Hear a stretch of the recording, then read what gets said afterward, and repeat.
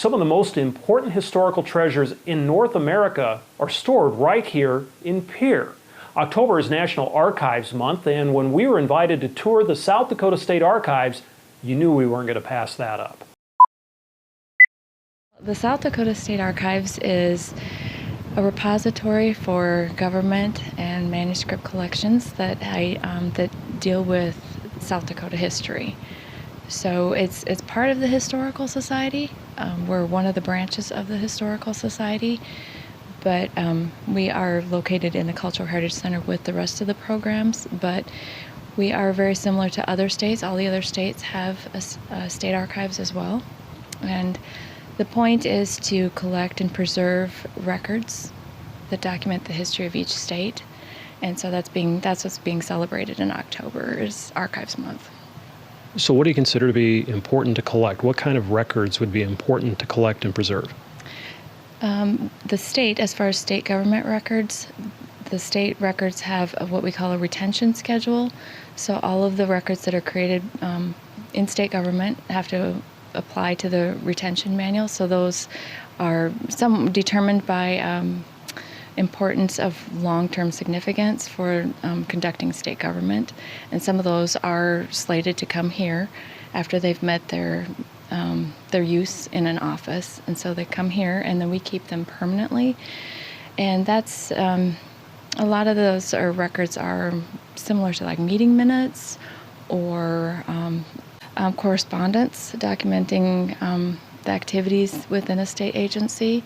We also collect county government records, and those that also have permanent disposition as well come here, and those would be naturalization records, immigration records, county court records like probate, things like that also come here. And we also collect manuscript records. Those are records from private individuals and organizations that we believe have historical significance as well. Is the State Archives open to the public?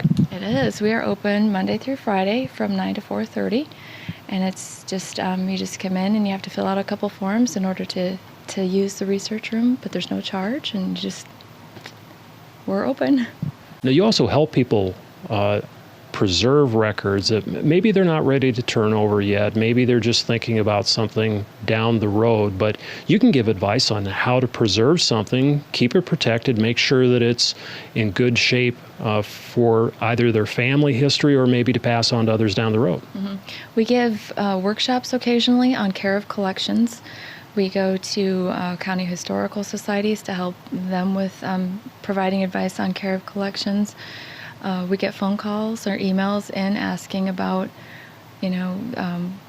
how do you care for photographs or photo albums or things like that, and we provide advice. And then, if they want to hang on to something for a little while longer, we talk to them about perhaps deeding it to us as a deed of gift, upon their death, and then that it could come here and it could be here for everybody to use, when they're ready.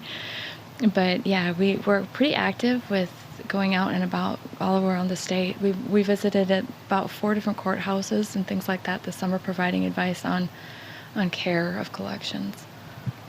You knew I wouldn't come up here without asking to see some of the collection. I understand you have a few things for us to take a look at. We do. We pulled out some records, and they're in the back in the storage unit, so we'll go and take a look. Shelley, first of all, tell me a little bit about where we are in the building. I always feel like we've walked into a scene out of Indiana Jones. It has a certain smell, and people can very definitely get the feel for what this is. It just feels like history. Right. We're in the archive storage.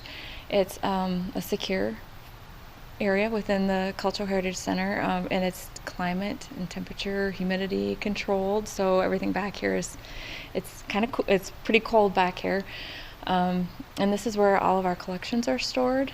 And so once we receive collections and process them, they get assigned a permanent location back here in our storage. And things like this is where they're stored back here. And to be clear, this isn't open to the public and really can't be, because these are some important state treasures. Right. This area is closed. Only staff and certain people are allowed back here. It's because of the secure facility.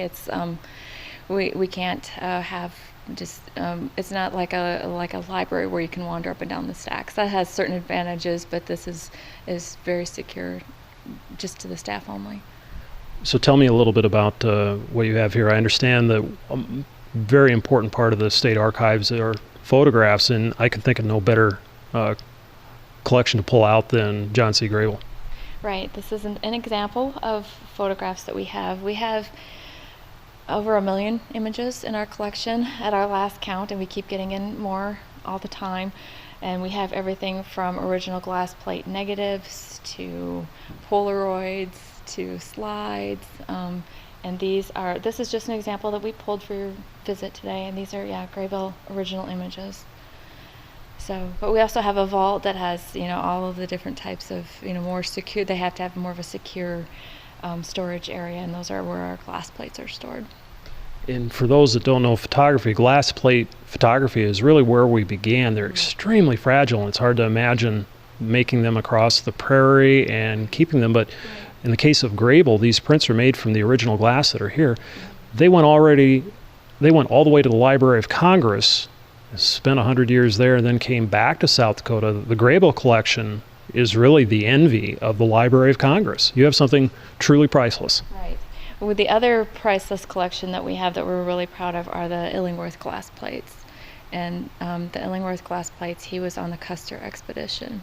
And so that's also another collection that we're, very proud of to have and to make those available.